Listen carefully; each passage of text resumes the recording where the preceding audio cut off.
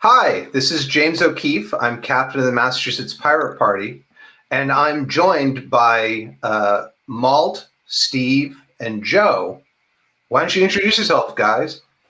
Ahoy! I'm Malt, the sassy one. I'm Joe, the monotone one. Yeah, Joe's in the truck. I'm Steve. How are you all today? Splendiferous. And having Alive, awake, alert. No, live, awake, alert, enthusiastic. And I am just trying to make ends meet as I make people's lives a better place here on Earth. I am thinking how I can hit Malt with a pillow. Try me. Whoosh! All right. Well, we've got a bunch of stuff to cover today, but I just want to point out to folks that you can always find us at masspirates.org. And if you have any suggestions for topics you'd like us to cover now or in the future, just stick them in the chat. We're monitoring that as we do this. So thanks for listening. So what's our latest bit of news today? I found something hilarious. So Enrique Terrio, the leader of the fascist street gang, the Proud Boys, received $15,500 in PPP bailout money. Ostensibly, he claims he owns a number of businesses in the security and surveillance industry, which is kind of weird because he's not licensed to be doing that. So, okay. I'm just glad the government did due diligence in giving money to people who make their living selling shirts, making jokes about murdering communists. Like, God bless America. But it just really, like, anytime you hear anyone on the right complaining about big government, ignore them. Like, they are talking out their ass. It has always been insincere. And fuck them. As long as it pays you, right? Yep. I've got a little bit of local news. So this is really local in my town of Arlington, Massachusetts. We are having town meeting. So this is our annual legislative session, which this year will go on forever and ever and ever, which is okay. This is what we signed up to do. But anyway, on Monday night, we got to go through the budget. So it's basically 3 hours where you just take every department in the town and you talk about, you get to ask questions about what's this being spent for and how does this work and that work. Well, there is an interesting amendment proposed for the police department budget. Basically, it was a proposal to knock $43,000 off. So as a town meeting, as a legislative body, we don't have like line item veto over things. We could just, change a number for a department as a whole. So why $43,000? So after, George Floyd was killed by police officers earlier this year, there were some calls for our police department to start implementing a body camera program. So they, and it turns out that this $43,000 was what would have been set aside to pay for video storage. So the idea was, we'll cut that $43,000 so you don't have money to store the video. So the rationale behind it was, the police chief, who I've incidentally worked with on some committees, and we have an extremely good police chief, much better than I think a lot of other municipalities do. But her take on it was that, the first thing we have to work on policies, and they're hoping to get some of that from the state's police reform bill and an advisory committee that the reform bill is setting up to deal with body cameras. Then you've got to go talk to the officers and the unions and make sure you can get them to agree with it. And then once you've done that, you're going to take all this stuff, present it to the select board and get their feedback. And if all goes well, you move forward with the program. So basically the objection to the $43,000 was, well, since you actually haven't written the policy yet and you're still in the process of writing it, you don't get money. So we ended up voting this down.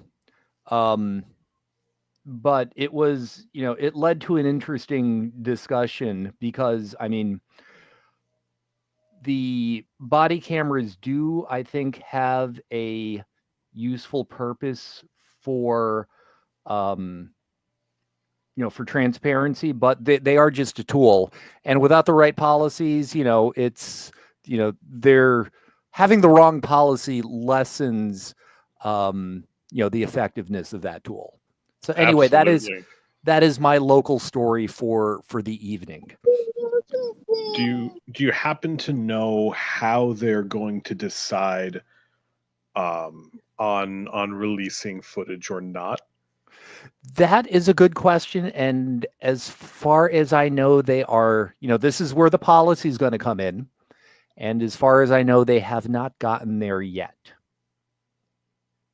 It's that was something I saw go past is that the body cameras generally have not had the impact that they were hyped up to be because the police get to choose what footage to release.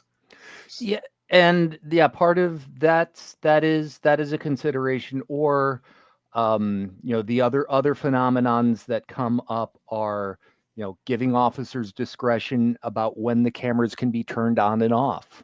Or sometimes, the cameras, they just mysteriously don't work. But I mean, I think in the case of the Boston Police Department, they, in some of the Black Lives Matter demonstrations during the last year, some of the video footage that came out showed, I guess you can call it a unique angle on the BPD. Oh, the dude who made a joke about running people over? Yeah, that turkey.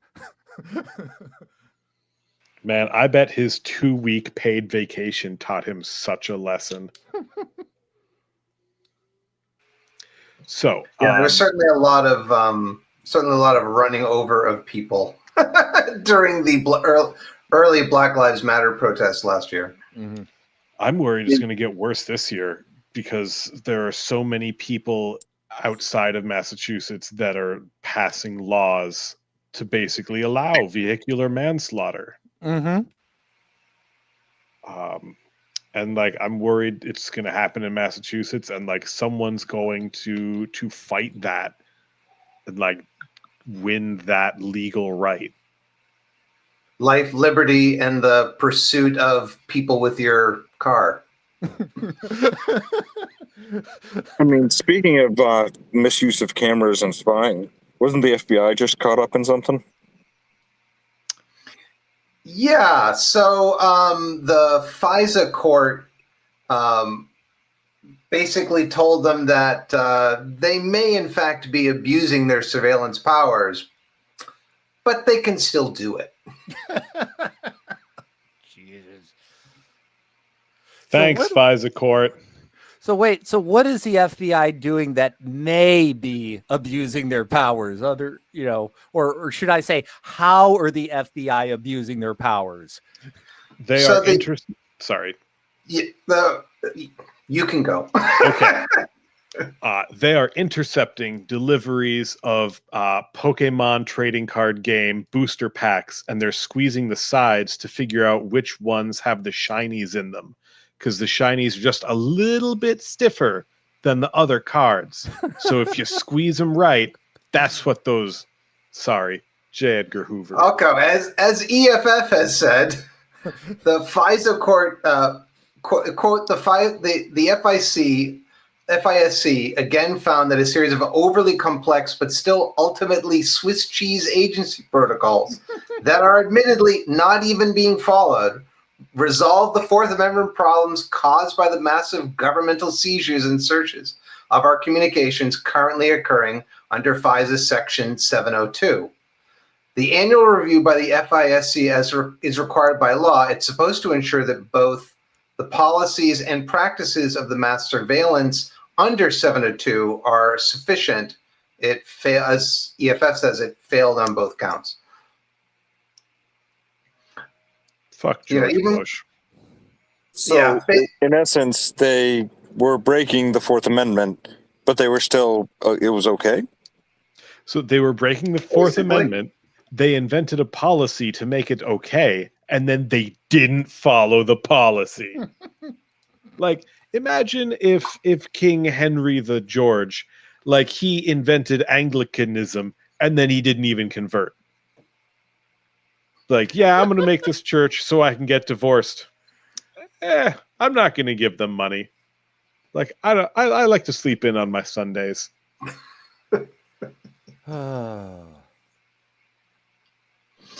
But in other surveillance news, apparently, as reported in TechDirt and MIT Technology Review, the Chinese government banned people in China from participating in bug bounty competitions.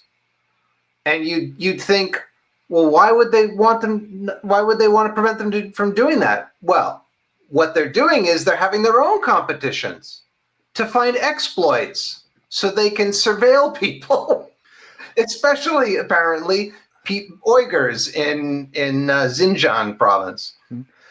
I don't know. If looking at what I've learned about the history of some of our own intelligence services over the last 10 years, I would be completely unsurprised if we were doing the same thing. There are hoarding vulnerabilities. It's a thing. The cool kids are all doing it. Yeah, no, there are definitely state agent buyers out in some of those markets. Or so I've been told. So as long as we're on the topic of Actually, China, 1 second. I just want to say, I mean, we certainly are. We probably aren't having bug competitions, but we certainly are paying contractors to do it, and definitely hoarding them. As you know, the CIA, Vault 7 documents and stuff like that. There are a whole bunch of exploits there that made their way out.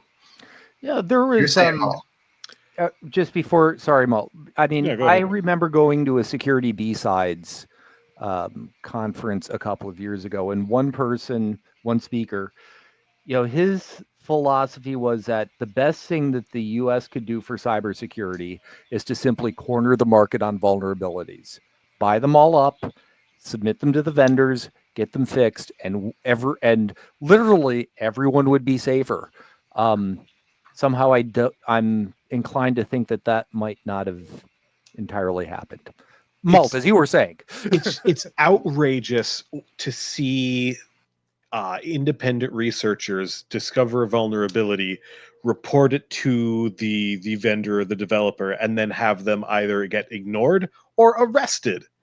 Like, outrageous how often that happens. Mm-hmm. Anyway, so as long as we're talking about China and surveillance, Huawei, everyone's favorite target for conspiracy theories, had been hired by a Dutch agency, KPI, which stands for something Dutch, and that's a fake language, so I refuse to let it sully my tongue. No offense. They hired Huawei to manage part of their IT infrastructure, and this effectively gave them administrator access to the personal information and call logs of 6.5 million Dutch phone calls. Well, it's actually a twist, because in the past, Ericsson, which I believe is a Dutch switch manufacturer, they had a flaw in one of their switches that, inadvertently turned on a law enforcement access port when it should not have been.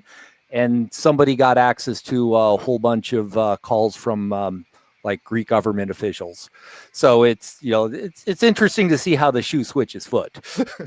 I'm wondering what could Greece possibly be doing, like involving subterfuge. It's like they're cornering the cucumber market so that they can drive up the price of tzatziki. Drachmas, man, drachmas. You should And read the Part-Time Parliament. It's an essential paper in the field of computer science, and it talks a lot about olives and drachmas. Never mind. Go on. Ignore me. I like olives, and I am open to persuasion on drachmas.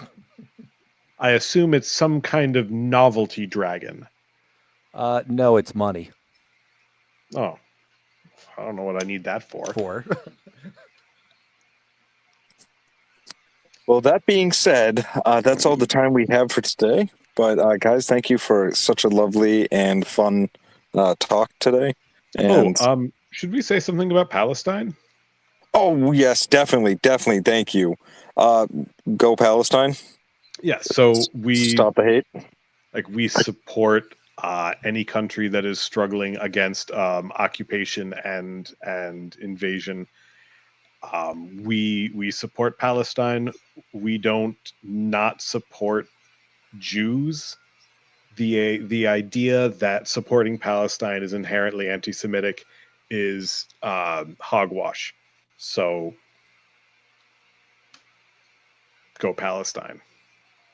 They should everyone there should be able to live in peace, and blowing people up, it doesn't solve it. Mm-hmm. Yeah. So, I mean, I would definitely go ahead and go with anyone who wants to support a ceasefire in the Middle East. I think that's the only really thing that we can go for at this point. Stop fighting everywhere. That it doesn't make any sense. It's just hurting innocent people. Or taking people's houses. Yeah, that too. Yeah, it's the thing about Israel and its relationship to Palestine is that's what Republicans want to do to American cities. Like they want to turn them into open air prisons while the rich whites get to lord over like the pretty open spaces. So like Escape from New York, man. Escape from New York. I remember that movie. If you're still on the fence and you need something to make it personal to care, like they want to turn your city into the Gaza Strip. So we need to stop it there before it comes over here. And if you're still not moved after that. Well, I thought it was absolutely amazing that they notified the people who were living in a building that inconveniently also housed, also housed the Associated Press, the BBC, Al Jazeera. They notified all of those people on their cell phones that, hey, we're going to send some missiles your way and blow up this building, so you should leave it. Which implies to me the degree of surveillance they need to do. I mean, that's like airborne IMSI catchers, right? And not only that, they've coming to figure that out. And not only that, I mean, basically, you call someone and say, "Oh, yeah, by the way, we're going to blow your building up." So I mean, it seems like they've gone full IRA.